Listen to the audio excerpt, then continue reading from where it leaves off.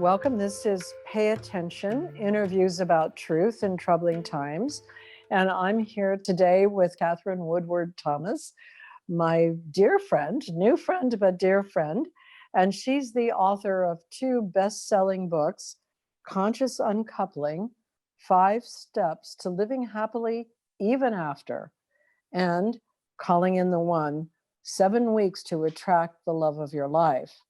Katherine's teachings, trainings, and workshops have attracted thousands of participants in learning about both conscious uncoupling and calling in the one. She is a licensed marriage and family therapist in California, and she's been an actor in both LA and New York City. So welcome, Katherine. Such a joy to be with you, Polly, and such an honor. I just adore you. I'm intimidated by you in the best of ways. I'm Oh, well, I'm in thank you. awe of you. So I'm actually more nervous for this conversation than I normally am. Well, I do hope you drop that. Okay, I'm Thank just gonna you. drop that. I just confessed Yes. it. It's gone now. Thank Yes, you. that's good. So, I'm also just delighted to be able to speak with you today about conscious uncoupling and also about the nature of love and attachment, and also the way your methods may pair up with real dialogue for co-parenting, which my team has been working on for those parents who are separated and divorced. So I want to start with, though, that I just read your wonderful and fascinating book called Conscious Uncoupling. And it describes, and I admit sometimes in shocking and hilarious ways, the ways that former partners try to get revenge during and after the divorcing process. And I'm aware from just reading those scenarios how deeply you recognize the issues of attachment, separation, and grief that are involved in uncoupling. And so I would like to talk with you about that first, about how and why losing a romantic attachment bond is so crazy and so painful, and also why it is confusing and painful for people to stop actually being revengeful, when they've stopped loving each other. And so, why, after splitting up, often people cannot typically be friends or even sometimes, treat each other sanely. And I think that it's often a shock to people how crazy they get in the separating and splitting up process. So I wondered if first we could talk about, your experience in working with people who are uncoupling and why it is so crazy and how that relates to, what the attachment bond does to humans. Well, because I started with Calling in the One, which came out in 2004, I was working with a lot of people who wanted to call in a love relationship. And of course, we look at what are the obstacles getting in the way. And most of the biggest obstacles were the incompletions, were the ways that they were still in deep grief, even though they hadn't even seen that person in 10 years, that they were shut down, that they didn't trust love, they didn't trust men, or they didn't trust women. So kind of the recognition that this doesn't just go away, that this isn't just about letting time heal all wounds, right? Right. And that there needs to be some kind of a process that allows us to get complete in a way that kind of expands the possibilities moving forward. But I think most of us know breakups as a contraction. I certainly have met people who have been decades without a date in the aftermath of a bad breakup and kind of confused about that because on the surface, maybe it looks like they're open.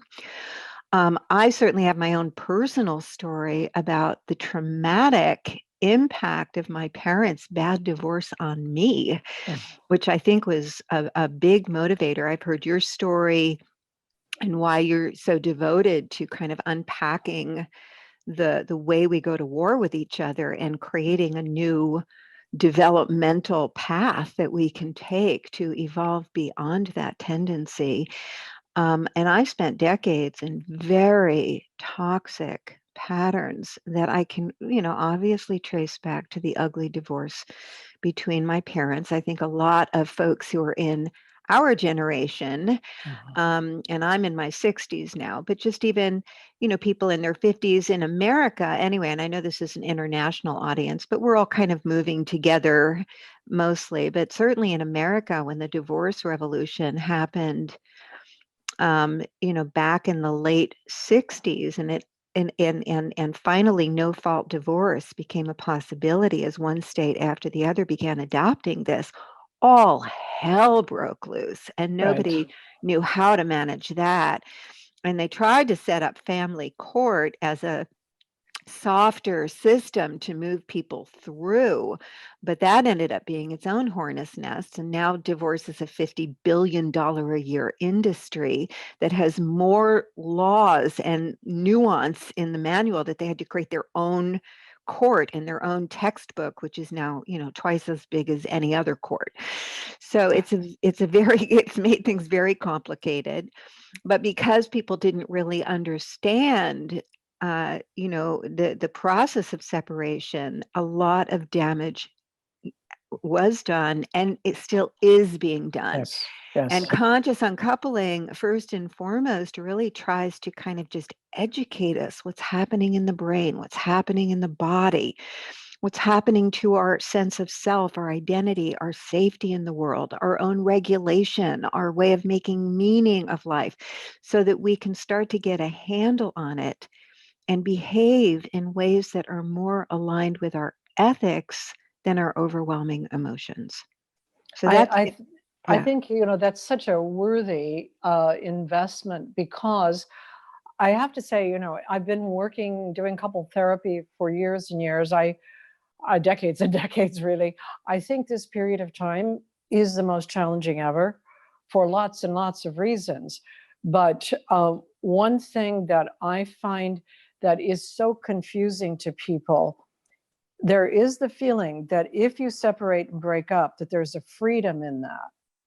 But actually, at least the immediate and maybe the long-term effects of the breakup, because of the separation anxiety and then the grief, that is not what people are expecting as a freedom.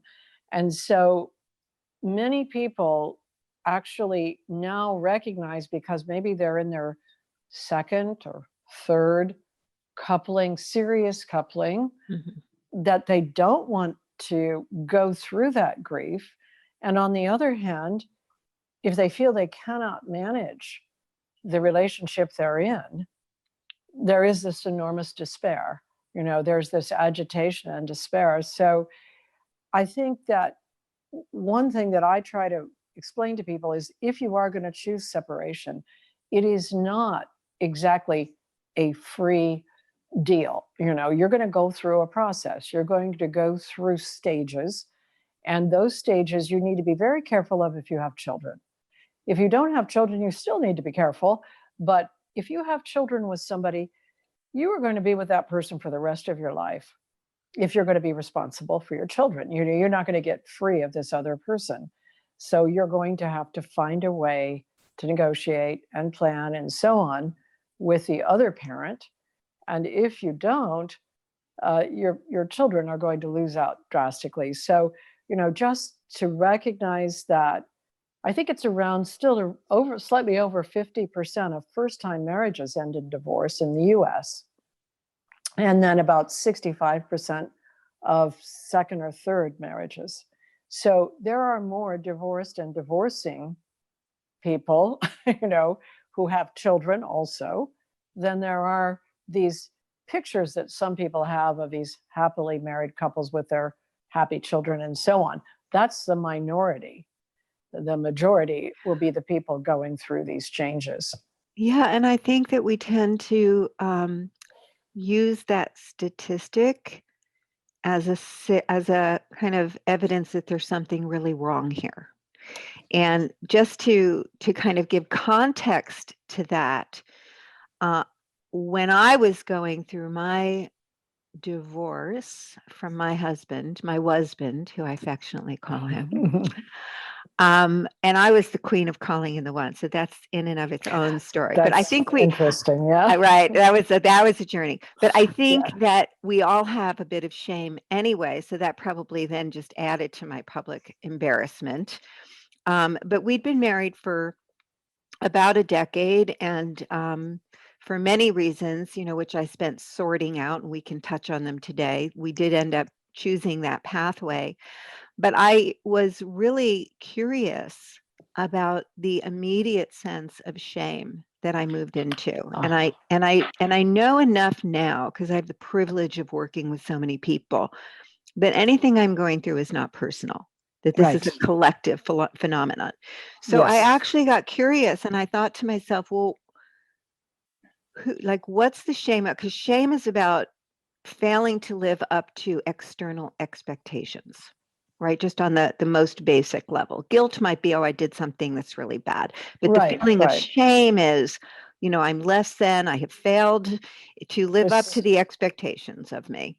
Something wrong with me. Yeah. Yeah, there's something really fundamentally wrong with me. So I got curious about it, and I thought, well, whose standard are we holding ourselves and each other accountable to?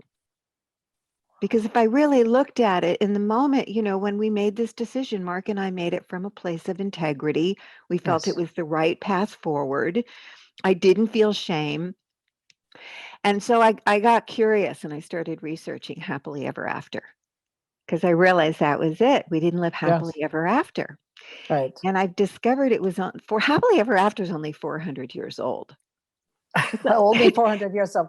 Yes, I think you're right. Yes. Right. Yes, And yes. on the 30,000 years of human becoming, we have 400 years where happily ever after was born. And what I learned from my friend Don Beck, who created spiral dynamics, and he's an expert on the evolution of human culture. He actually worked with Nelson Mandela for a while, and he's quite brilliant. But what I learned from him is that these cultural ideas emerge inside of whatever's happening in the culture. That's the next step for that particular time.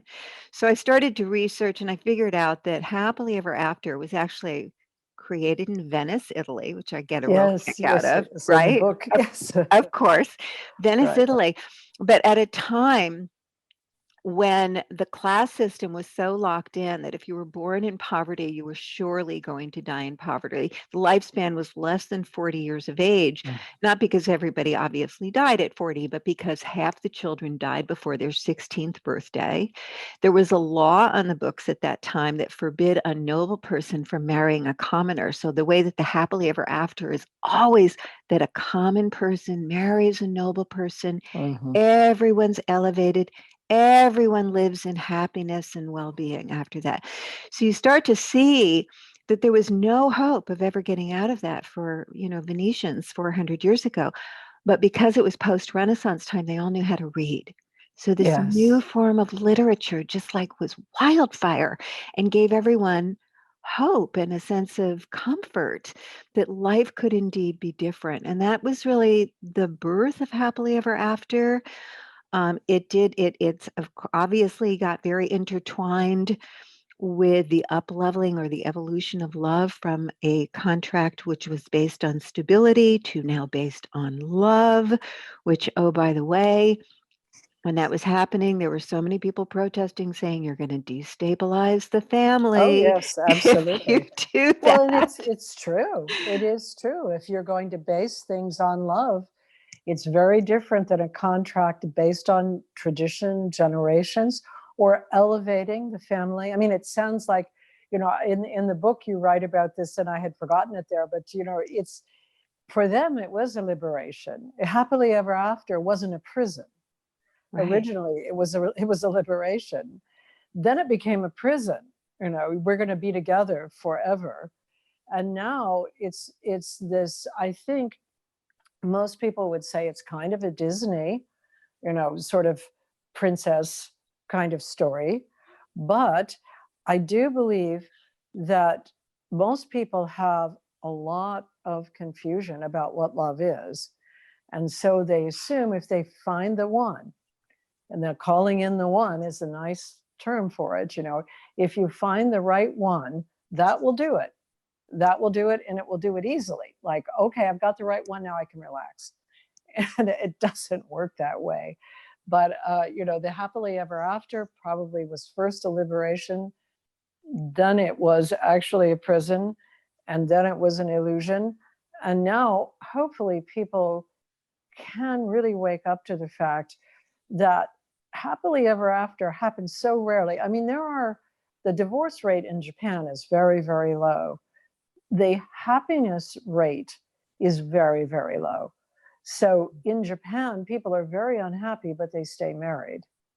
And so that was pretty much what we were doing in North America until things changed, like you said, around the 70s.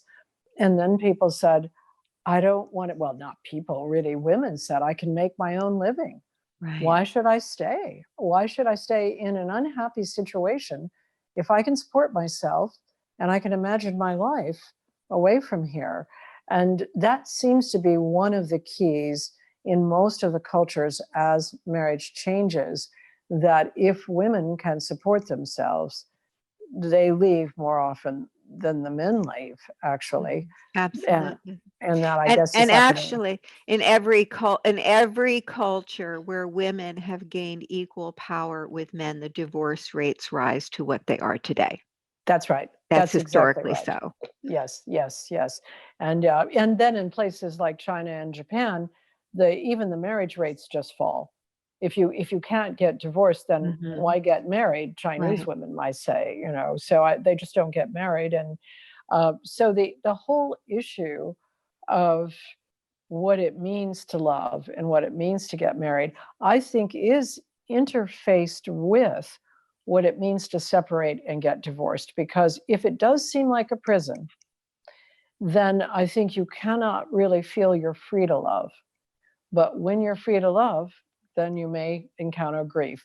You might have to leave. So there's some kind of strange irony about the whole issue of promising to love somebody, because you have to also be willing to leave them, or it becomes a prison. Well, and that's the irony, isn't it?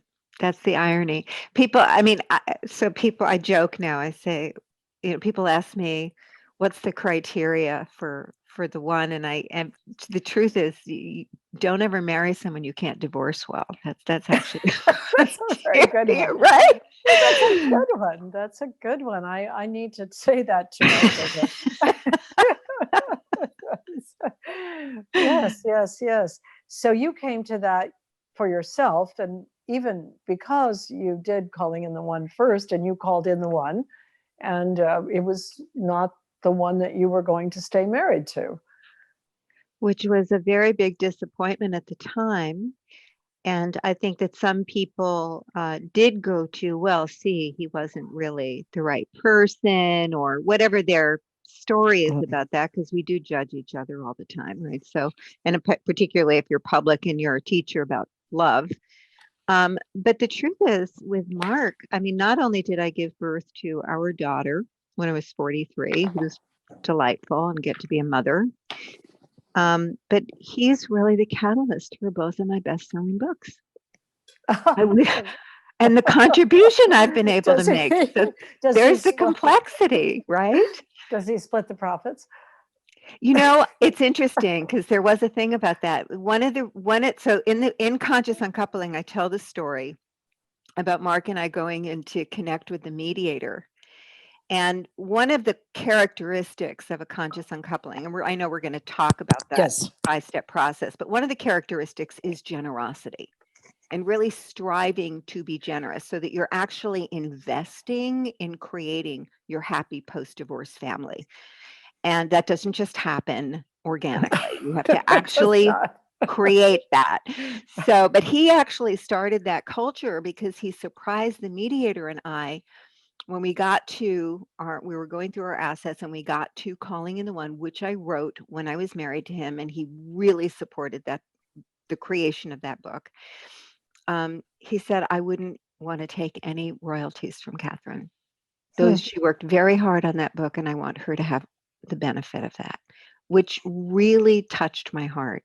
I remember that for the rest of my life, like what that felt like in that moment. And it just started this kind of culture of generosity between us. I mean, I kind of lucked out, and I did marry someone who I could divorce with. Very gracious man, my former husband. And those who are married to difficult people will get to that too, because conscious uncoupling works there too. But I got fortunate, and that did create this culture of kindness between us. I did come back to him years later, and I said, I think that is not fair, and I want to give those royalties back to you. So just in terms of ongoing, I call it good relational hygiene. What's off in the integrity between us? What's going to keep our family safe and clean and clear? So, all these things are up for negotiation and renegotiation. So that is an ongoing thing that we worked out together. I was not married to him when I wrote Conscious Uncoupling, so he just gets the good karma of that book. Yes. Well, and just before we go into the 5 steps and so on, I would like to just talk to you a little bit more about the kind of rage and humiliation that people feel. I have a person right now that I'm seeing in therapy who's, in the midst of the crazy time. And I think, for one thing, I like to let people know that the craziness that you feel will not be there for your whole future. I mean, I think sometimes people get panicked that this is the way life is going to be now, but also that when you break a bond, which is an attachment bond, and a lot of people don't realize that, adult attachment bonds are like a parent-child attachment bond, in the sense that we identify with the person we're bonded to. We feel anxiety when that bond is threatened, and we must grieve. And the grief includes often a certain kind of rage or anger when that bond breaks. So there's no freebie. Once you've formed a sexual attachment bond, even if you haven't married, if you're cohabiting and you're having sex regularly, you start to identify with the other person. You internalize that person. You're afraid for their welfare. You want to know where they are. I mean, you do all the sorts of things that you do with your child who is bonded to you, except you're having, genital sex with your partner. But many people do not realize that when you break an attachment bond, there is a lot of pain, and that pain can't be negotiated away. So I wondered if you could talk a little bit about the kinds of things that you write about in the book that you've seen people do that really they later regret tremendously, and create often also obstacles for them as they go forward. Absolutely. So nature has really designed us to bond, and I think that in our,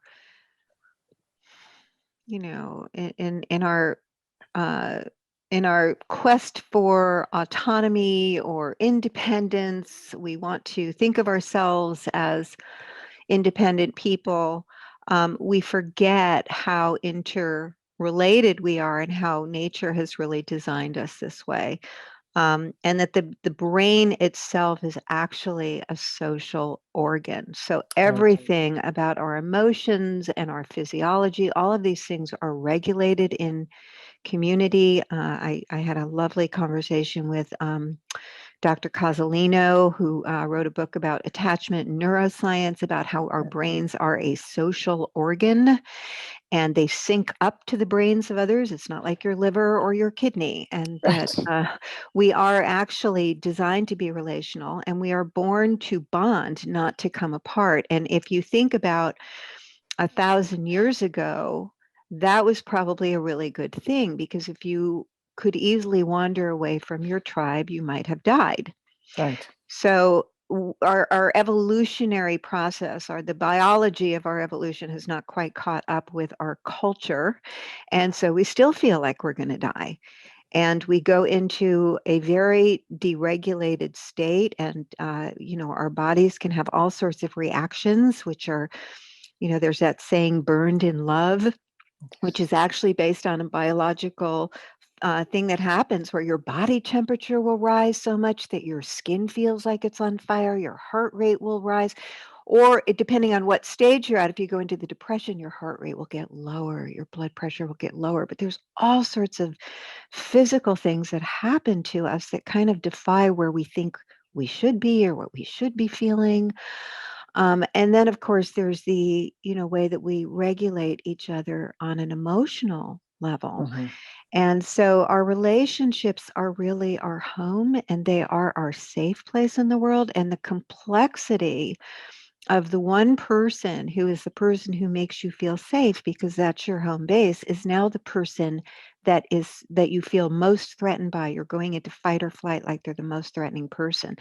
And the best that I can describe that is the tendency to, even though someone is completely shattering your heart, the one person that you want to be swept up in their arms is that person. That's right. That's right. I was thinking exactly that. That's the person you want to talk to about what that other person is doing Right, to you. exactly. And so it's so confusing, It's and really confusing. right. And that because nature has almost hard locked us into staying bonded, that I think that the tendency to start hating on another person is almost nature's trick to keep us just as bonded, because we all know that hate is not the opposite of love. Hate is very engaged. Right. It's a highly invested state. Right. So it's just kind of the shadow side of love. And if we go from soulmate to soul hate, we can make a home of that negative bond for many, many years. And some people do indeed stay there. And I know that because I do come from a crazy family. It's the perfect family to birth conscious uncoupling from. My mother's third husband, 35 years after they were divorced, was still obsessed with making money off of her, and would Wow. sit for hours trying to calculate how he was going to get more money from her. And he would drink, and he'd call me, and he'd start to badmouth her with just venom and hatred. So I know that doesn't just go away. That people really can make that a home. Wow. So this ideal of conscious uncoupling, to become consciously complete with the relationship, where it's not about being right, it's not getting yours, getting vindicated. There are losses, and many of them, many times you have to kind of get the lesson and cut your losses, and just and value the growth that you now have the opportunity to move in that direction, and get that life lessons are very costly sometimes, but to care about the wisdom, to care about growing your capacity to love and be loved, to be a better person, to grow morally, to grow ethically, all of the ways that breakups can help us and inspire us to grow. That has to be enough in and of itself, because the goal of a conscious uncoupling is simply to be free and to be at peace. To be actually separated and still not bound by hatred. Like you said, that unending kind of revenge is a binding. It's very well, and one of the things that is my goal, because I'm actually very oriented as a psychotherapist to the future. I know most of us are very oriented to the past, and we want to look back to the trauma. I think it's equally and maybe even more important to look to the future, and to allow then who you will need to be, who you will need to become, the ways you need to grow in order to be that self of the future, to actually be the driver of the transformation that you're engaged in. I think that in some ways we spend too much time in the traumas of the past in a way that even solidifies that story, or solidifies how victimized we are by what people did or didn't do. And then, it kind of, puts us still into a very sophisticated state of powerlessness. Before we were just powerless. Now we understand why we're powerless, but we're still powerless, right? Yeah, a narrative about it in any case. I mean, it's interesting because I completely agree with you about trauma, that we have to be very careful with trauma narratives, that they don't serve as justification for simply feeling as though we're the victim or we have no hope. And this morning, I was talking to Charles Eisenstein about the issue of justice. And, we were saying, like, what is justice? It's not revenge. It cannot be revenge because that's different. And it's not punishment. Mm-hmm. And so I think, again, the confusion often for the individual who's going through a divorce, particularly the person who believes that he or she was left by the other person, is the justice aspect, like, this isn't fair, or I'm going to get justice, which then becomes revenge and doesn't have wisdom in it. And you're trying to cultivate wisdom. I mean, what I'm impressed by is this sense of wisdom that is part of conscious uncoupling. Mm-hmm. And what I'd like to do now in talking about the 5 stages is for you to help us see how you can take the person who is so bent on revenge and bring that person to even the slightest opening to wisdom. Because, again, I have seen many people, and recently an online couple where the hostility was so high for one person that there wouldn't have been any room for wisdom or even the future or even a word about the future, because there was so much desire to get revenge. Well, first of all, if someone's struggling with rage and they are kind of left with the residue of unfairness, how unfair things are, you have to assume, I think, that person's accurate, like that there's a validity to that. And we are hardwired for fairness. All of us, we just are. And to validate that, to validate the betrayal, the cost of the betrayal, the consequences of bad behavior, all of that stuff. So I'm never taking that away from anybody. But what I do is I help people to see the consequence of staying in a reactive state as opposed to moving them into a more generative relationship with what's happening.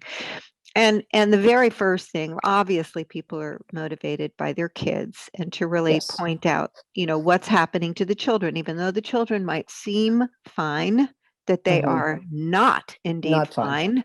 Right. And to really educate people about that, but also just about the state of your own life.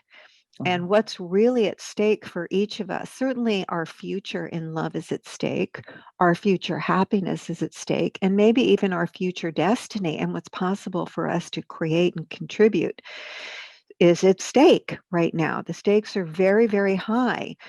And to recognize, that all of the impulses to lash out and hurt are valid and understandable.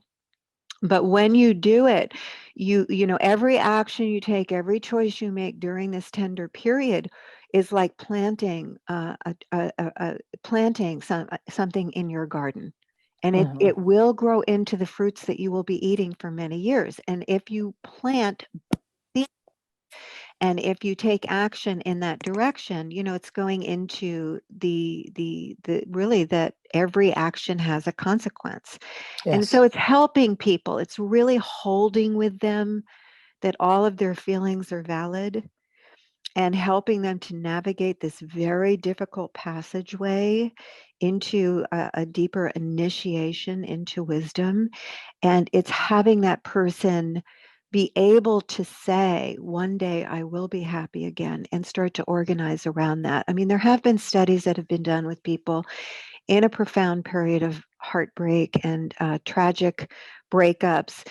And, it's not surprising to us that the studies indicate that somebody who can't feel it, they all feel the same way across the board, but somebody who can say, I know that one day I'll feel better again, that person will find their way to that future. So a lot of what I'm doing in conscious uncoupling is just getting them through what I think is probably one of the more difficult passageways that any of us will ever have to go through. And to one step at a time, one choice at a time, one action at a time, to continue to move towards love, to move towards light, to move towards a life affirming relationship with whatever is happening. So that first step is that, just, can you say what it is? And it's Let's the step. find, yeah, I'm sorry, find emotional freedom is the Yes. first step. And so that's the step away from just being bound up with the hostility and the negative feelings towards some hope. It can be different. And do you take people when they're just fresh? I mean, is there a timing issue for the conscious uncoupling experience? I assume it's that you're working primarily with groups of people, or are you working with individuals? How does it work? Well, I work with groups mostly, but I train coaches. I prefer to have a coach for every individual. Some of my coaches have gone a little rogue because they love working with couples. I train them to actually team up so that each person has their own conscious uncoupling coach, because people Yes. are at different stages. Even a Yes. couple who wants to do this together, and oh, by the way, conscious uncoupling works just fine for one person. You don't have to have Yes. both people. Of course. But Yes. do people sometimes come in? They have children.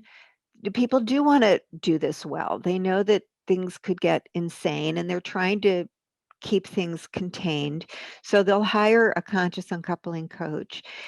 And if people are willing to be self-responsible, to to align on a future that is life affirming for their children, and not going to just go with the emotional flow of how we want to lash out and punish, which is very human. Again, we don't judge it. We just say, where is your attention? Let's look over here. I like to say, even if it's 97% the other person's fault, keep your attention on your 3%, because that's where you're going to get your life from, right? So people will come in and they're going to be at different stages, because the person who's leaving is not in the same state of shock. Now, they might be surprised at how crazy they get, because they're underestimating the container of the relationship and how grounding that is.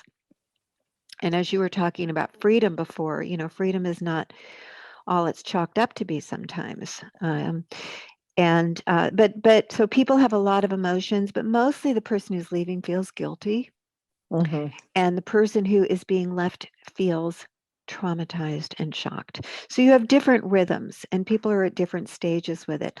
I like to take people through all of the 5 steps almost on a weekly basis, if they can move that quickly, because then you have the distinctions of the work. Because I almost say calling conscious uncoupling as the bumper cars at the bowling alley. The bumpers at the bowling alley, because the ball wants to go into the gutter, and it just hits the bumper and it keeps it going in the right direction. Nobody does conscious uncoupling perfectly. I haven't done conscious uncoupling perfectly. It's the safety mechanisms. So week 1, or step 1, is find emotional freedom, and it's assuming that you're all over the map. It's assuming that you can't sleep, that you can't eat because your body's deregulated. It's assuming that you are a normally nice person and you cannot get it out of your mind that you want to take all his clothes and, his fine suits, and pour bleach on them and then cut them into ribbons on the front lawn. Like all of the things that we just want to do, because rage is in our body, and rage is wanting to go somewhere, because anger has to move. Or you're so depressed you cannot get up out of the bed. Like all of these really huge tidal waves of emotions, and maybe, all of the above within the first 5 minutes of waking up. So you're all over the place.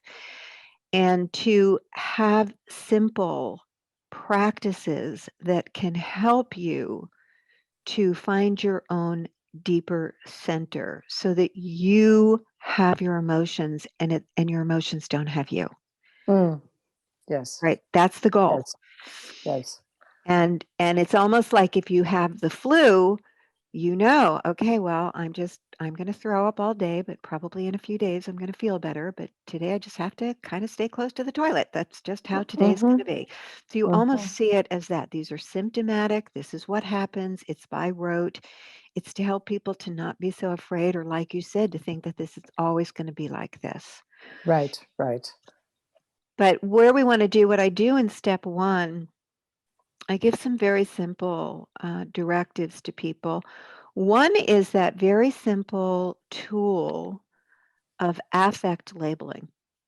Oh, And yes. affect labeling is basically the naming of your feelings and to hold your feelings from a deeper center, which is based on Stephen Gilligan's work in self-relations therapy. And I just love him. If you don't know about Stephen, I have to connect you with him.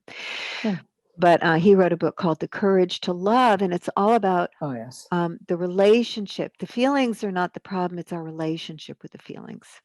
Yes, Right? yes. And that's a little like mindfulness too, the labeling of the feelings or the labeling of a particular experience actually makes it a little different than just experiencing it, gives you a little more, you might say, frontal cortex space Yeah.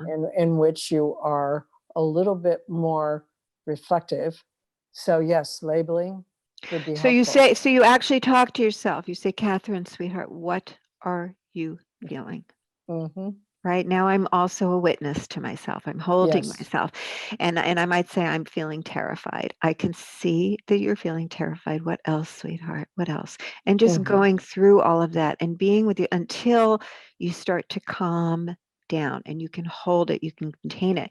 The next piece has to do with being able, and this is the beginning of wisdom, being able to move the energies of what's waking up. So if, for example, if you have rage, what's waking up is the reclamation of your right to be treated with respect. Mm. Your right that someone should tell the truth to you. Your right for mutuality. All of the things that you've been just kind of doing without, tolerating.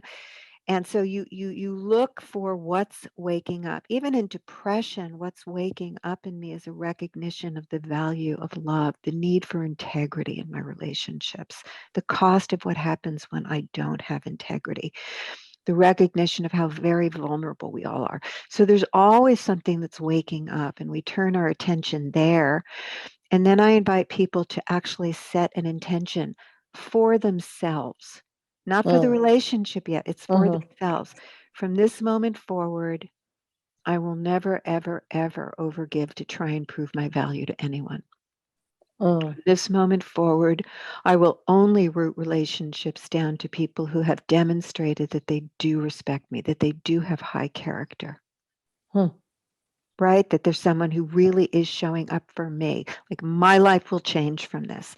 And I think that one of the feelings of despair that people have at this stage of the process is many people feel, particularly those who were left by someone, that was the perfect person for me. I'll never find anyone like that again. And then you have to say to yourself, sweetheart, you need to then find your way to a new version of yourself that thinks more highly of you. Mm-hmm. Right? Mm-hmm. So Mm-hmm. you're setting up a growth trajectory for yourself in step one. And that basically becomes a certain container for the rest of of your work. And you're remembering every action I take, every choice that I make, and maybe you slow down the legal process, because once you have those big emotions that are unprocessed and you get in front of attorneys, unless that attorney is kind of, on the side of light and love, which, oh, by the way, a lot of them are these days. But, that $50 billion a year divorce industry is geared towards war. Well, And it is, and it often does fuel the war. I mean, yes, there are some who are, and there are a lot of mediators, and there's a mediated divorce field. There's the sort of overall mitigation. However, there are also attorneys who are on the other side of that. Recognizing that there are people who want to fight hard. Uh, the issue, I think, always has to be that very thoughtful issue about what you are creating. Are you creating an enemy, or are you creating a situation, particularly if you have children, where there's a condition where everyone can go forward? And I was wondering, just as you were speaking, most of the people that go through conscious uncoupling, are they mostly people that are parents? Or, I mean, what is that? Do you know the percentages or anything? I don't know the percentages. I think it's a great question. I do think there are a lot of parents, but there's also people who come who just can't seem to get over a bad breakup. Yeah, They just have prolonged, complicated grief, and they feel complicated grief. Yeah. sad for a very long time and can't move forward. Or people I who want to stay friends with their person. That's an interesting one. I've always sort of counseled against that at the beginning because of the breaking of the bond. Yeah. And I mean, I'm thinking as you're speaking also that I don't know if you know the work of Robert Niemeyer, but he is somebody that I've worked with on a Buddhist grief model and a bereavement. And he works particularly with parents whose children have died, committed suicide, or been killed. And especially with parents whose children have been killed by gang members and so on. And what he has found, and he has a very extensive body of research on this, that what he calls the event story, it has to be told, it has to be expressed, and then you have to move back to the life story. In other words, you can keep with the event story for the rest of your life, and your life will never go forward. And so he actually literally has people write the event story, share the event story, and then write the next chapter of their lives because they need to move. And it's very difficult to move from grief because it's not as though you're moving on from the grief, you're integrating the grief into a new life because your life has changed. And I think it's the same, somewhat there. It's so funny because I've lost, husband through divorce and a husband through death. And actually divorce in many ways is, as awful as death is for a husband who died from early onset Alzheimer's, divorce has this other aspect of shame and blame in it. So that grief is not as free. I mean, there's a way that grief can just tenderize your heart. But when you're losing through divorce, it's actually the tender heart is in competition with the revenge and the blame and it's the grief is much more complicated. I'm glad you're talking about this because it's also a deep insult to identity. Yeah. To not be chosen, to be rejected. Yes. And yes. that is an added complexity. So the relationship has died, but it has died in this very complicated way where you're now rejected by that other person, or you were unloved. They didn't rise. Even if you're the one who left, you left because they wouldn't do something that you wanted them to do. So there's a whole story about that, which actually we really take on in step 3. So I'll get into that more. But I do think that it can be quite traumatic, and nothing can be compared to the death of a child. And I'm very moved to learn about this gentleman's work. I don't know about it, but there is this element of I think it's a common thought. I wish he had just died. I wish she had just died. It's so much harder this way. Yes, and people even say, I find that individuals in therapy, instead of dealing directly with a conflict with a partner, might say, well, I suppose, he might die, or he might die in a car accident. And I say, this is what you wish, versus actually talking to him, that he would just, yes, of course, the idea is that the person is disappearing, but again, the notion that there'd be a simple way for this relationship to end and my life to go on is impossible.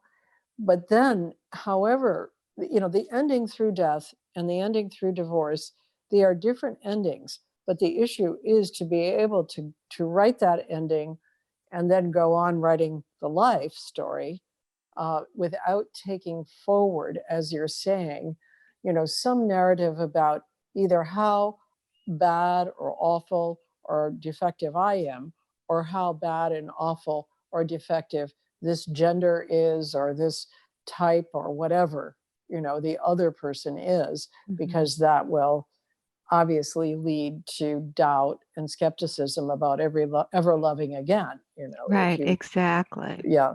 So yeah, so opening that up, is that the third step then? Well, the third? well, the second step is about the reclamation of power, which is always Yes. about responsibility. And that's going to address kind of part of what you were just saying, because there is a tendency to blame the other person, and it is traumatic. Judith Herman from Harvard called it, she wrote that wonderful book, Trauma and Recovery. She called breakups one of our most underrated traumas, which I think is accurate. So there is this level of trauma. And as we all know, that when you've had a trauma, we tend to replay the story over and over. We go over the event. And certainly in the aftermath of a breakup, you're doing all sorts of reviewing, and oh my God, that's what he meant 3 months ago. And I wonder if that was happening then, and I just didn't know it. And you can get quite obsessed with it. And people get very tortured, even though they want to turn their attention to other things. They don't feel like they have command over it. But what I do tell people is, first of all, if people are struggling with feelings of victimization, they're probably justified. I'm just going to assume that they're justified, because we do horrible things to each other. That's what happens in human relationships very often. And but what I do so that people don't get stuck in the I can't trust love, or I can't trust other people, I can't trust men, very common, I can't, I'll never trust another man. People come to very destructive conclusions trying to move this forward that are quite limiting, is really focusing on the behavioral aspect of the 3%. So this is where we get snagged, Polly, when we go to self-reflect. How am I the source of this? What was my 3%? Well, I'm so stupid, or I have no self-esteem, right? So we're going to kind of reflect on our deficits. We're going to reflect on our woundedness. We're going to be victimized by what we didn't get when we were a kid, or by how our dad terrorized us, or, the things that actually really did happen and were valid to be upset about. But we're still in a disempowered state. There's no access to power to evolve in that. So I really ask people to look from a very objective place on the choices that you made and the actions that you took. And very often they were very subtle, the actions being non-actions. I turned away from my deeper knowing. I minimized the red flags. I smoothed things over. I was more concerned with her feelings than with mine. I kind of self-abandoned chronically to keep the peace. And it's really getting the consequences of those behaviors, and then to start to get conscious about, well, how'd you do that? What motivated you to show up that way? And usually you're going to start to really then come down to the deeper level of where you are on the level of identity. I don't think I'm very valuable. I think I'm not good enough. So I date down, and I choose people who I think are not good enough for me. You start to see the deeper dimensions. But again, to actually see it as the choices that you made, that's really, really critical in breaking up victimization. And the goal of step 2 is that then we can finally get to, well, what will you do differently moving forward? You might not know how to do it differently in this moment. That's okay. But what's the pledge you're going to make to yourself? This will never happen again. Or from this moment forward, I pledge I will always do this moving forward. Because that's where your capacity to love again rests. Because as long as you're victimized by men or the culture or your age or your circumstances, you will never really fully be free to open your heart up again. You have to bring it down to the amends that you're going to make moving forward, and be able to then take action immediately on that, so that you start to restore trust in yourself. People ask about, how do I forgive myself? Because usually very often the person that people are maddest at are themselves. And those amends have to do with your willingness to put into action the choices and the decisions you now need to make that's different than you've ever done before. And that begins to restore trust in yourself. So that's step 2. Step 3 is a pretty organic process from there because you're starting to connect with the identity. And basically, I think prolonged grief is that we get stuck in false meaning. I think that's what False prolonged meaning, you said. false meaning, In right? So what? somebody breaks up with me, see, I'll always be alone. No one will ever show up for me. I will never be able to get my needs met. And so there's grief that none of us are going to escape grief. You lose somebody you love, you Yes. lose a relationship, you're going to grieve.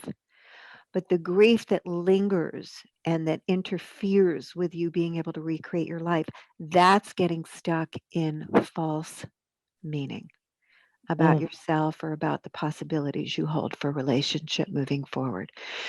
So step 3 brings us, it's called breaking the pattern and healing your heart. And what it brings us to is the recognition that whatever the story is that you're telling yourself about this breakup is not a new story. And as a matter of fact, you can probably trace it back to several things that have happened in your life and all the way back to childhood with the original break in your heart. And I call that your source fracture story, right? The I'm not good enough, other people are better than me, and I have to, try twice as hard for half as much. Whatever that matrix of belief about self, others, and life is, and that's a younger part of you.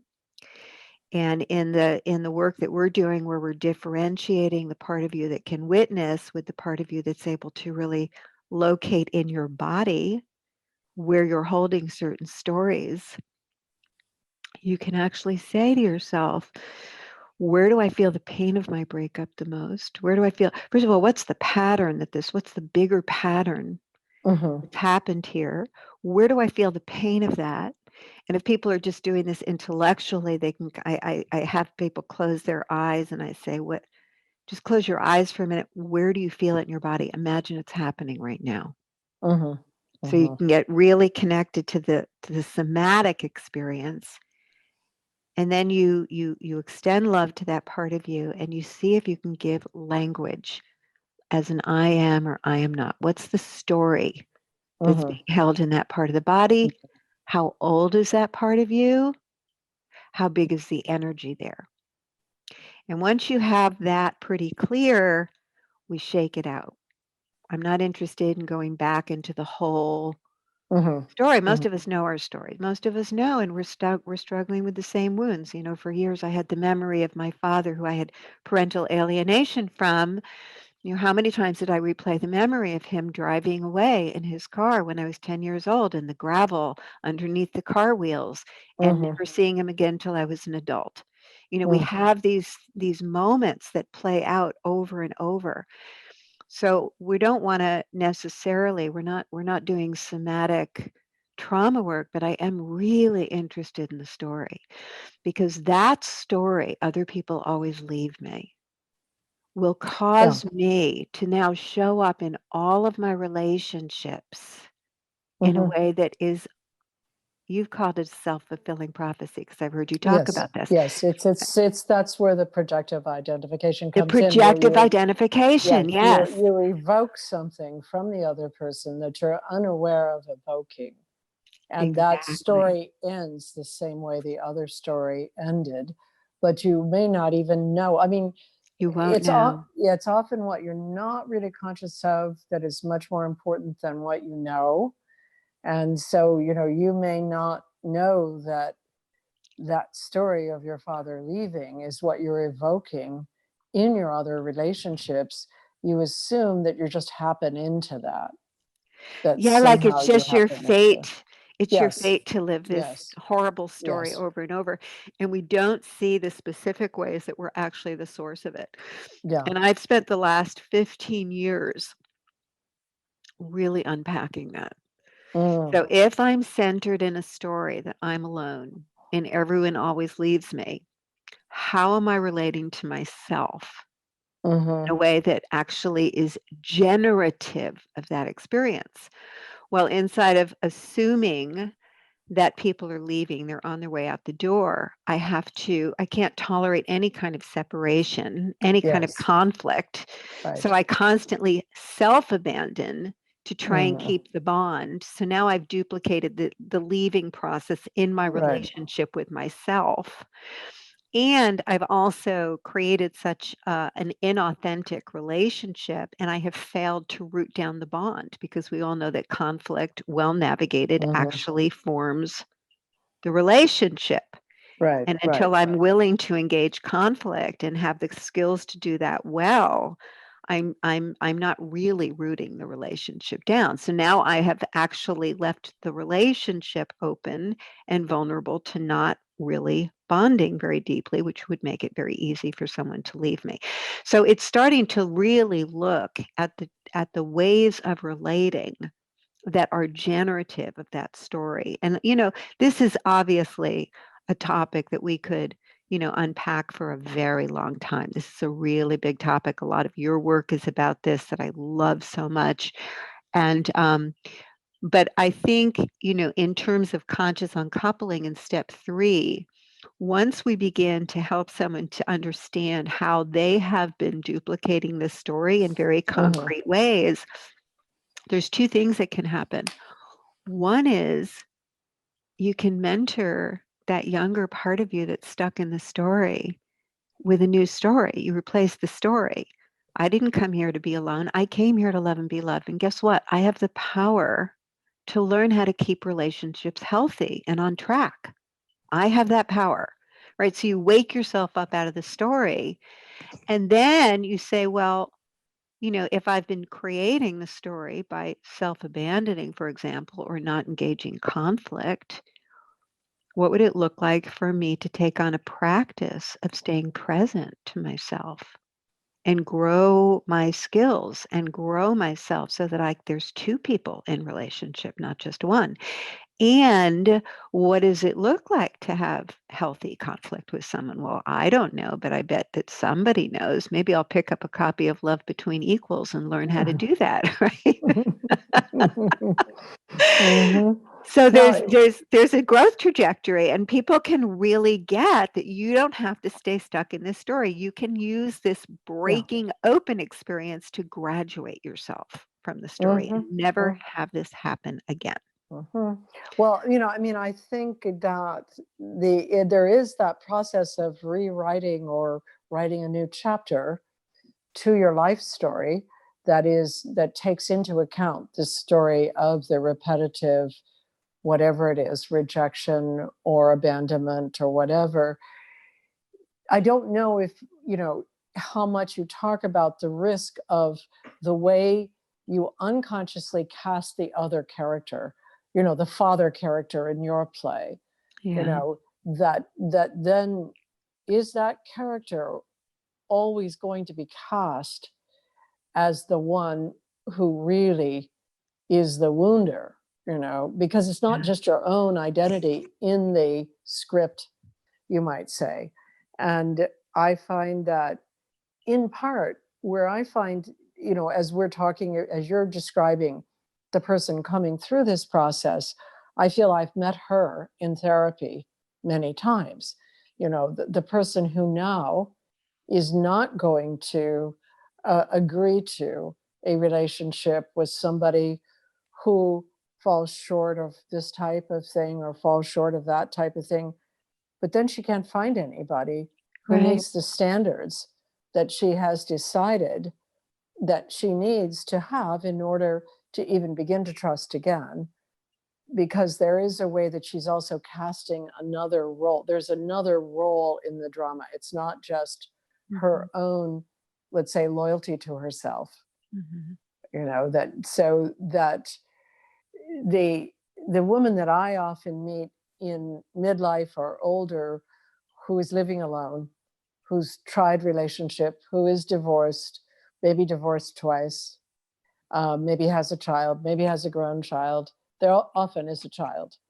Um, this is the woman who says, "I I can't find the one because there's nobody who, from the people I meet, and of course, I think you're in an area where there are more people. I mean, there aren't this many people here, but it's sort of from the people I meet.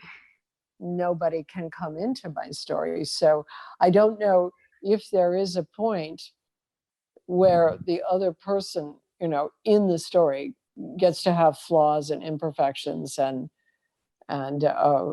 somebody who, at least at first sight, might not look like the best candidate for happily ever after anyway. Well, we're kind of jumping teachings because that's what calling in the one is all about how to Yes. you really I mean, there is a stage, right? And it's certainly better to have no relationship than a toxic relationship. So it's definitely movement in the right direction. But I don't think that no relationship is the goal. And I think where you and I are aligned, that gets me so excited. I mean, there's a lot that really excites me about your work. I'm just so grateful to have met you and that you're out in the world teaching. But the first line of calling in the one is one reason we do not yet have the relationships that we desire is that we've not yet become who we would need to be to attract and sustain those relationships. Right. So we're both very developmentally oriented. Right. And I'm just, fortunate enough that I've seen that when people really have the courage to stand for a future that's kind of unreasonable and just say, this shall be so. I will remarry. I will be happy in love, and start to really kind of lean into who would I need to be for that to happen and how would I be showing up, and start to orient towards that future and create a mindset of that future, that all sorts of synchronicities can start to show up that you would not have anticipated. So, sometimes I tell people, even be bold in the timeline by my next birthday. Well, because we can control that? No, not really. I'm not that foolish, but I do know that when you say, by my birthday, it's suddenly not like one day, someday I'll be thin, so I can eat the cookies today because one day I'll be thin. But if you say by my birthday I'm running a marathon, and maybe I better put the cookies down today. So it puts a certain urgency, but I'm really big on we are the co-creators of our lives. So the consciousness we're centered in, the future that we're standing for, the visions that we have, I think are very important. And one of the things I really tell people who are in this in-between kind of place is, become a devotee of happy, healthy love, particularly if you've had bad patterns. It's not just about getting rid of something, but it's putting into your own consciousness, what does it look like when it's working? And when you start to really get how much love matters for all of us, and allows us to realize our potentials in ways that we just don't quite have the strength to do on our own in isolation, you start to see that it's something that's quite worthy to aspire to, and not peripheral. Like, I think a lot of times we think it's pretty peripheral. We all come from, what was it, Gloria Steinem who said, a woman without a man is like a fish without a bicycle. We all kind of love our independence, Yeah. But, whether you're with men or you're with women, I mean, relationships actually do matter in the grand scheme of things. That's what I see. Well, we are social beings. I mean, my Yes. own sense is that consciousness is dyadic. It's not Yes. singular. It Yeah. actually develops initially, with a baby and a mother, and the Mhm. baby's inside of the mother. And then that dyadic relationship is the basis for consciousness, for growth and development, for mirroring, for witnessing, for challenge, for conflict. But how to get that to work between two autonomous adults, where the emphasis is on autonomy, is tricky. I mean, and human beings haven't tried this until recently. There was no equality, reciprocity, mutuality in the whole family setup throughout recorded history. So we're trying this now when no one else has tried it previously. So, from my point of view, it requires a big leap in spiritual and psychological development, a much bigger leap than people typically think. I mean, when people sign up for relationship, they're not signing up necessarily for development. they're signing up for what you say. They're signing up for the feeling of being at home, the sense of familiarity. Even if they're willing to make a lot of sacrifices, they're not necessarily willing to develop. And that, is one of the keys that I think for all of us, and I'm as much in this as anybody, the key of relating to some other person who has a right to control their life, just as you have the right to control yours, is tricky, because it requires all sorts of skills that you didn't grow up with and you didn't see your parents do, and you've never maybe tried them yourself, because as a parent, you're not in that relationship with your child until your child is well into adulthood. And with your friends, you're not usually living in the same house and, dealing with the same budget and trying to raise children. So there's this very special person who is the partner. And that's the person that probably most of the people that are consciously uncoupling, they're hoping for another relationship, another couple relationship. And yet, even though they've been very wounded, they still recognize that they want that. And I really agree with you that the humans are social beings. But the way that we've tried to be social in the past is hierarchical. We've tried to keep those units together in order to grow children, to grow families, to grow old in a unit. So it's like what you're trying, and I think the reason why conscious uncoupling is so important is that it is the beginning of a recoupling, if there is going to be a beginning to that. And of course, maybe on the other side, maybe even more important, because of the lives of our children, that if people are parents, they really must take seriously the way they relate after a divorce, because that really involves the future for lots of people, because all of our children, as they grow and develop, affect other people. So it seems to me it's so important. And yet I wonder if you know how many people that finish, it's not in my questions, but I just thought of it now, how many people that finish the process of conscious uncoupling go on to couple again? Do you know that, or have you ever collected any? So you're talking about some people recouple with the person they uncoupled with. Yeah. Oh, yeah. Right? Because they so complete whatever wasn't working in the relationship, because the focus of the first 3 steps of the 5 steps are all about your own self. Yes. And being responsible for your own interpretations, your own actions, what you're making it mean, how you're doing the projective identification, setting that person up. It kind of unpacks that. So a lot of times people can get back together again. I don't tell that to people in the beginning, because usually people want to hold on so tightly, and then they hope for that. So you really have to be in a place where you're willing to lose the relationship. Yes, absolutely. And then sometimes that can emerge. But no, I think when you look at the divorce rates, and you 50% first marriages, 65% of second, it's over 70% of third marriages end in divorce. Isn't that fascinating?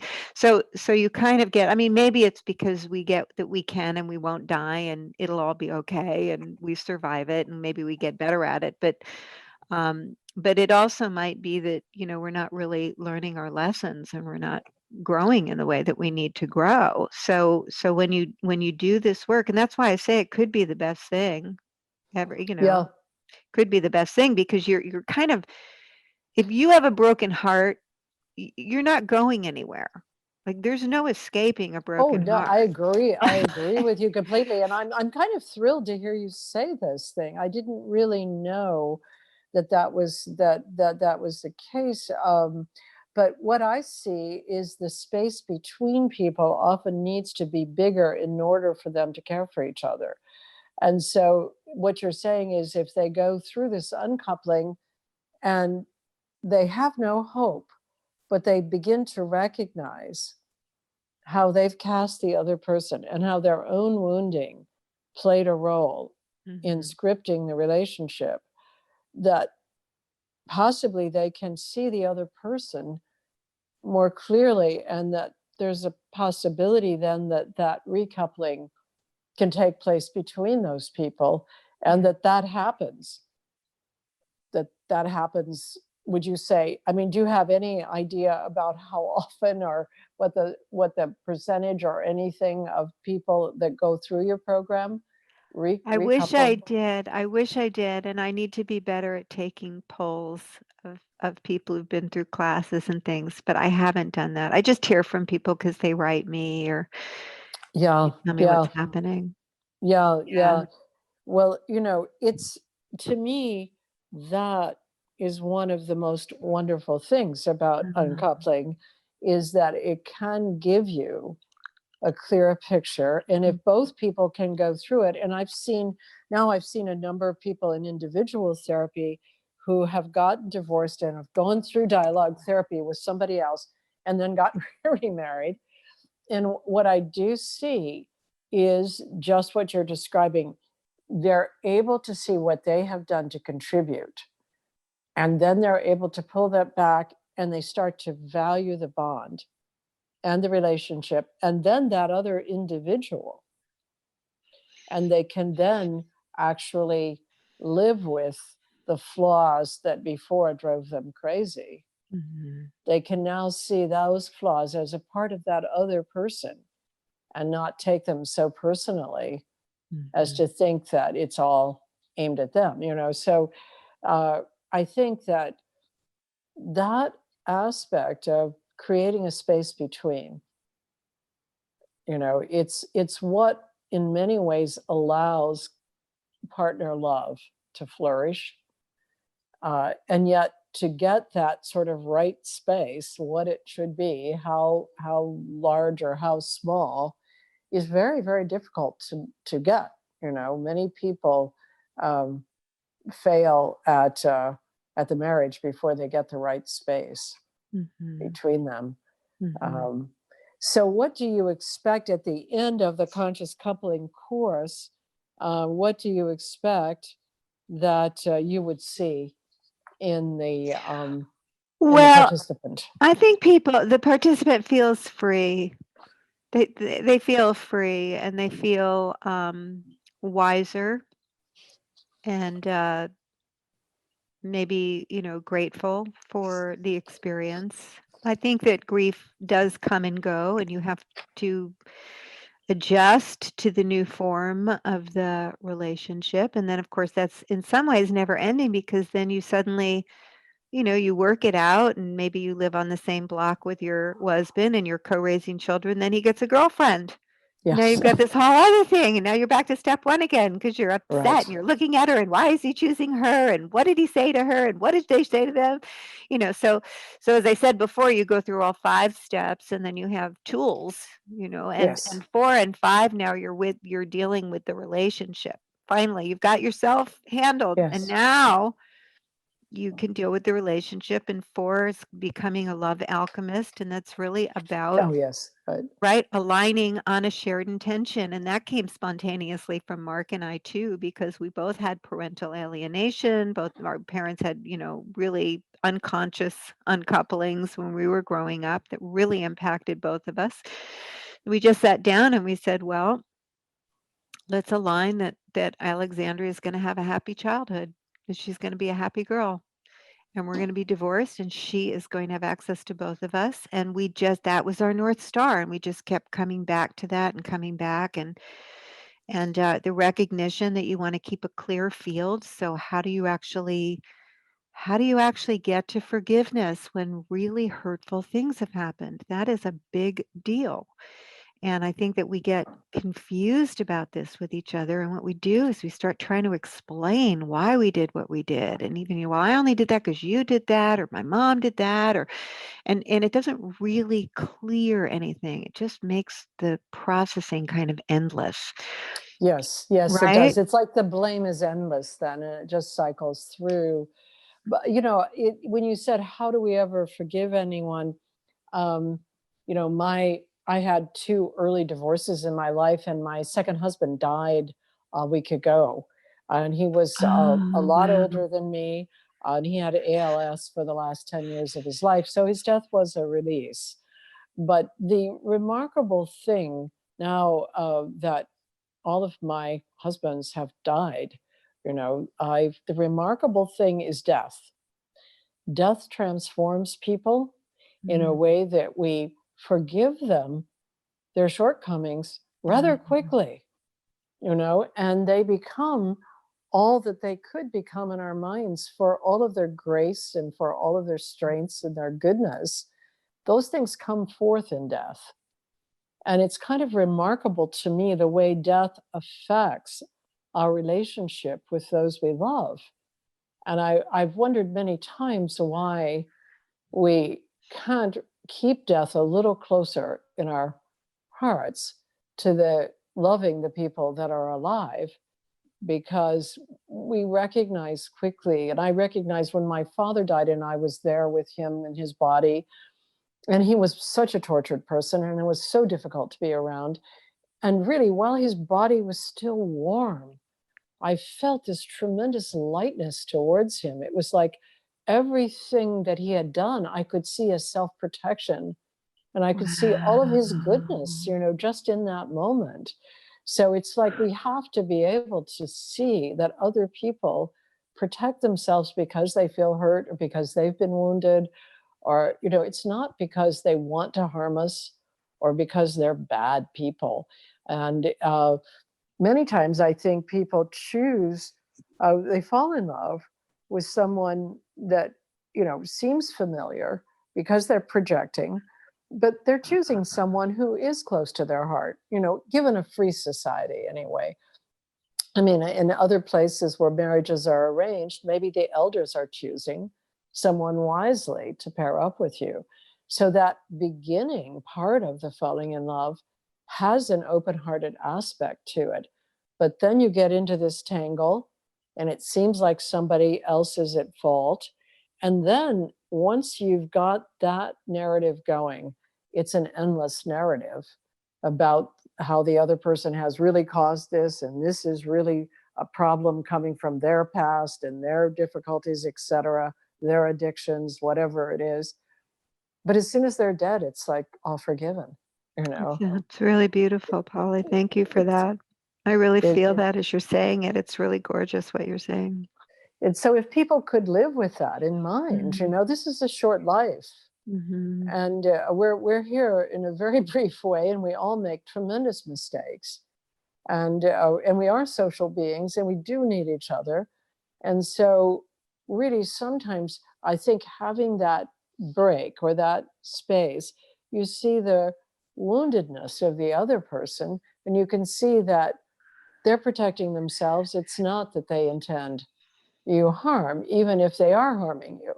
And of course, you have to decide what your bottom line is with that. I mean, sometimes people say to me, don't you have a bottom line, when I'm working with them in dialogue therapy? And I say, well, my bottom line is always, if someone has harmed you physically repeatedly, or they have an active addiction, I think those things, from my point of view, they're very hard to negotiate. Better to really separate, because some kind of protective membrane there has been broken. But all of the other things, hurting your feelings, insulting you, even affairs, all of those things can be forgiven, under circumstances where you see the woundedness, or you see how you also participated in creating that distrust. So on that side of things, I think, well, okay, if we want equal relationships and we want to stay together, and we want to keep our families together, well, we're headed for some major spiritual development here. That, Yes, we are. so, it would be good if people could find out about that. And it seems like conscious uncoupling, even the term, makes you feel like, okay, you're going to separate, but you're still remaining conscious. You're not going to just go unconscious, just go vengeful, just go, retaliatory. And I do think that it's very, very important work you're doing, and also that it needs to be paired up with this idea that you can repair even, the relationship that you've divorced from. It's possible to repair it. And apparently people have found that out. That's actually very, very heartening for me to hear. Good. The one final thing I wanted to ask you about that, I'm going to be talking with a sociologist named Carl Pillemer, and he's at Cornell, and he did a big national study on estrangement in families. And what he has found is over 65 million Americans are estranged from family members, and close family members, like a parent and child being estranged from each other, siblings, or other close family like an aunt or a cousin that you knew well as a child. And this estrangement causes tremendous grief and difficulty for people, as well as shame. People are ashamed to say that they don't speak to a parent or that they don't speak to a sibling. And it is especially the case that people are estranged from a father, just that you said, the alienation, the parental alienation, because of a divorce, where the mother has turned the child in childhood against the father, and the father then felt defeated and moved away, or sometimes there are terrible things that have happened as well. But he has found that this alienation and this estrangement thing is something that is a much bigger issue than most people sort of imagine it to be. And those people that have healed that estrangement, who have tried to pursue and even make small connections, they may just see the person once a year, or sometimes write or call or something, that those people thrive much better. They do much better in their lives than the people who leave the estrangement untouched, And I wonder if, your work and my work somehow can address this issue. And I think during this time of the political stuff with the Trumpism and the political difficulties in families between liberals and conservatives and so on, this has also caused estrangement, where people have stopped speaking to family members.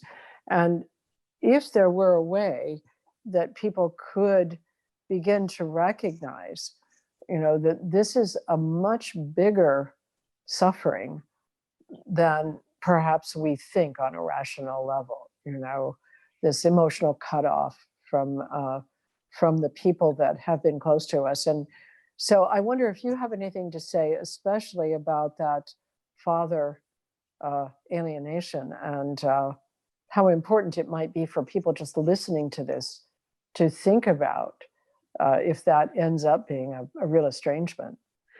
It's such a huge and important topic, and I'm so grateful. I'm really fascinated. I want to hear your dialogue with this professor. What's his name? Carl Pillemer. It's Pillemer. Pillimer, and the book is called Fault Lines. Fault Lines, Yeah. and it's about estrangement in the family. I think the cost of it has not been visible to us, the high, high cost of estrangement. On a personal level, just losing connection with my father was very impactful, not surprisingly. And for decades, I dealt with kind of the almost the missing father archetype. So part of my path was promiscuity as a girl, just kind of going from one sexual partner to another. No real way to navigate um, financial protection. So all of those Mm. things that are kind of archetypally father. And I had patterns when I was younger of married men, men who were committed elsewhere because he had another family. So Mm. just the kind of damage that that did was so severe.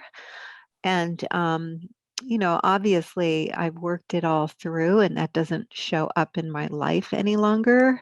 But I don't think we can underestimate the power of taking a parent away. And I think and I love what you're saying about the imperfection of people too, and keeping people when we can as much as we can. I just did a call in our community. I do some free calls, and the name of the call was something like detoxify your relationships, how to not become how to stay healthy in relationship to a person who's acting in toxic ways or something. And basically the upshot of that is, there's such a pop culture, just get rid of the narcissist. And Right. I'm like, no, no, Right. no, do not just throw people away because you've That's right. assessed that they're a narcissist. You have to, the reason why we get upset with toxic, quote unquote, toxic people is because we are toxic in relationship with them. Right. So Right. if our focus is on holding our own in that relationship and acting from a place of integrity and sovereignty and autonomy and well-being, we can actually elevate the relationship to a place where it is functional enough where we can stay connected. Now, you might have to take people from an intimate partnership to, tier A to tier B or tier C, so that you're setting certain boundaries. But that's all about your development anyway. So it's all good food for our growth and development. But I don't think that people are disposable. And Right. I think that we have to find a way to stay kind and connected. And I have an ongoing lifelong dance with my mother, who Mm. also has an ongoing lifelong dance with me. And I'm fortunate in my 60s, I still have my mother. But she and I have had a very difficult time of it. Mm. But I have a commitment to keep coming back to her, to keep finding my way back to her. And sometimes it will go in waves because she'll do something or she'll say something. It will remind me of what happened in my childhood, and it's there all over again. And I keep having to work it through and work it through and work it through. And just yesterday we had this golden moment on the phone where she's now in her 80s. She's starting to forget things, and but she said something really kind. She said, "I just want you to be happy." And I said, "I'm really happy, Mom." She said, "Promise me if something goes wrong and you need somebody that you call me first." Lovely. And I Lovely. was so touched by that because that's not our relationship, like Yeah. historically, Yeah. but that we could have that moment.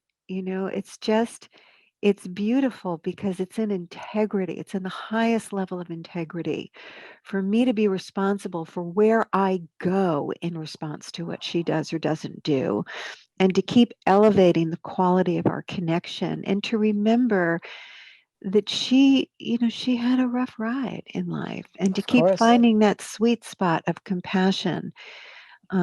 So anyway, thank you for bringing that in. I really appreciate that message. I think it's a really important one for all of us. Well, you're so strong and I think wonderful in saying what you said about the narcissist. That whole narrative, it is not a good narrative. We don't dismiss people, we don't dispose of people. And I think, in this recent period of time, the idea that this person is a narcissist or that person is a narcissist it's just, I feel like it's such a bad way to characterize people. I don't even like the idea of the addict. My father was an alcoholic. I usually say, well, what else did he do? I mean, that's Right. not a lifetime. That's just Right. one part of a person. So the idea that people aren't disposable, that we are social beings, that if we have any consciousness ourselves, we can go back. We can work on it. We can actually open that space like you've opened with your mother, and we can enjoy the space for those moments that it's open. And then maybe the other person does make an error, or they say something that comes from their wounding. The more conscious we get, maybe the more we're able to tolerate it without retaliating. So that to me is building really conscious relationships where we're not actually boiling down the other person's faults to something that we feel superior to. Right. That's the problem with that way of relating has seemed to be for a while now growing in the culture. Yeah. But perhaps it's reaching a turning point, I'm hoping. Yeah. uh, Thank you. and right before we leave, I just wanted to mention, and maybe this poet Sharon Olds. Do you know her I don't poetry at think all? so. Well, there is a poem that she wrote. I think it's called "The Last Evening," and she writes a lot of poetry about her difficult relationship with her parents. Her whole body of poetry was about, she's in our age group, and so she was free to say why she had these difficulties with her mother and her father and how difficult they were together and so on. But The Last Evening is about her mother's in the hospital, and her mother is unconscious, and she's hooked up to all of these different kinds of machines and so on. And Sharon crawls into bed and crawls under her mother's arm and just feels what it's like to be her mother's child. And she says, she sort of goes around the earth once, remembering what it's like to be close to her mother. Whereas, she's mostly fought with her mother. But again, it's that moment where her mother is actually completely vulnerable, and Sharon can actually feel her love for her mother without her mother doing something to disrupt it. And it's kind of like after our loved ones die, they can't annoy us anymore. They can only remember what we like about them. But it's a beautiful poem about mother-daughter love, and about just having those moments with your mother still, where you could feel your love for her, and she was feeling her love for you as well. So it's really wonderful that you go back to her, and I'm sure your daughter will do the same then. Well, Because it's interesting because at one point, Polly, I was feeling a little too distant from my mother, and I live in California. She lives part of the time in Florida. She was in Florida at this time, so I just decided I was going to go visit her with the intention of reconnecting, and being close. So I called her, and this just tells you about our relationship. I said, "I'm going to come visit you." She said, "Why are you coming all the way to Florida just to visit me?" right. I said, "Just because I am, I'm coming, I'm coming." Yes. But my daughter was a teenager at the time, and of course, doing all those teenage things of pushing me away, and that was very painful. And so I just went. My mother and I had a lot of fun. We bonded. It was lovely. I came home, and my daughter was different. Yes. My Yes. daughter was different. She was more related. She was more Oh, open. Nothing happened overtly. So yes. I do think that we are all so interconnected that these really do affect our entire lives, these primary relationships. So, I completely agree. Well, yeah. that's a lovely place for us to say, this has been a wonderful conversation, and Thank I you. hope we have it again. And I hope also that people look up your work and your books, and that other people who are suffering right now from estrangement, or from, this sense of despair in their relationships, can come into the conscious uncoupling movement, because it sounds like it also creates a space where you can see, Yeah. possibly there'll be recoupling, or possibly you move on, but that it is a way to contemplate your own responsibility in the Mhm. relationship. So it's been wonderful to hear about that, actually. Thanks, Polly. Thanks for So, inviting me. It's been great to talk to you. and I'll see you soon. Thank Looking you. forward. Bye bye. Bye bye.